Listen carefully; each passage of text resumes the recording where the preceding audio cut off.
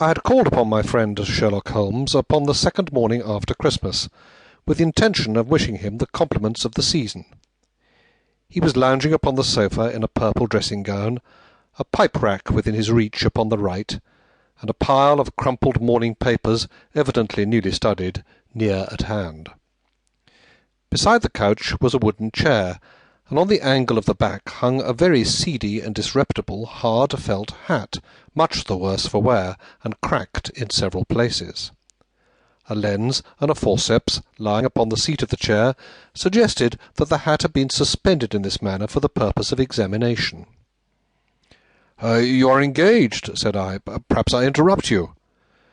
"Not at all. I am glad to have a friend with whom I can discuss my results. The matter is a perfectly trivial one." He jerked his thumb in the direction of the old hat.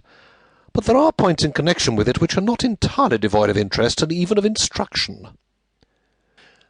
I seated myself in his arm-chair and warmed my hands before his crackling fire, for a sharp frost had set in, and the windows were thick with the ice-crystals.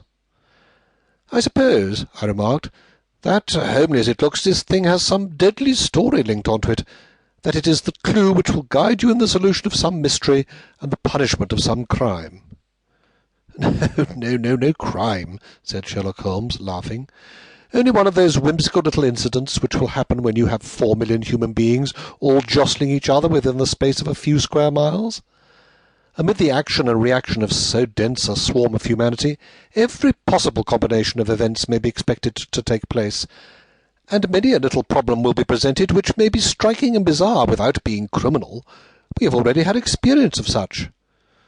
"So much so," I remarked, "that of the last 6 cases which I have added to my notes, 3 have been entirely free of any legal crime." "Precisely. You allude to my attempt to recover the Irene Adler play papers, to the singular case of Miss Mary Sutherland, and to the adventure of the man with the twisted lip.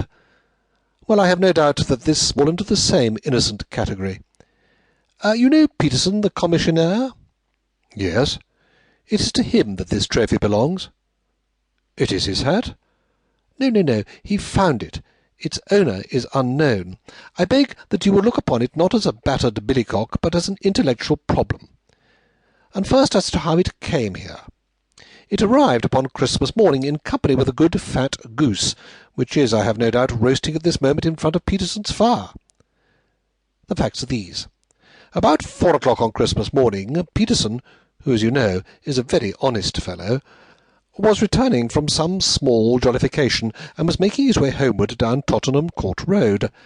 In front of him he saw, in the gaslight, a tallish man, walking with a slight stagger, and carrying a white goose slung over his shoulder. As he reached the corner of Goodge Street, a row broke out between this stranger and a little knot of roughs. One of the latter knocked off the man's hat, on which he raised his stick to defend himself, and, swinging it over his head, smashed the shop window behind him.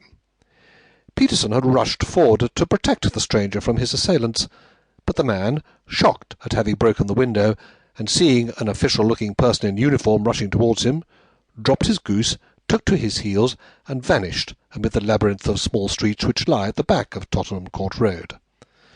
The roughs had also fled at the appearance of Peterson, so that he was left in possession of the field of battle, and also of the spoils of victory in the shape of this battered hat, and a most unimpeachable Christmas goose, which surely he restored to their owner. My dear fellow, there lies the problem. It is true that "For Mrs. Henry Baker" was printed upon a small card which was tied to the bird's left leg, and it is also true that the initials H.B. are legible upon the lining of this hat. But as there are some thousands of Bakers and some hundreds of Henry Bakers in this city of ours, it is not easy to restore lost property to any one of them. What then did Peterson do? He brought round both hat and goose to me on Christmas morning, knowing that even the smallest problems are of interest to me. The goose we retained until this morning, when there were signs that, in spite of the slight frost, it would be well that it should be eaten without unnecessary delay. Its finder has carried it off, therefore, to fulfil the ultimate destiny of a goose, while I continue to retain the hat of the unknown gentleman who lost his Christmas dinner. Did he not advertise? No. Then what clue could he have as to his identity?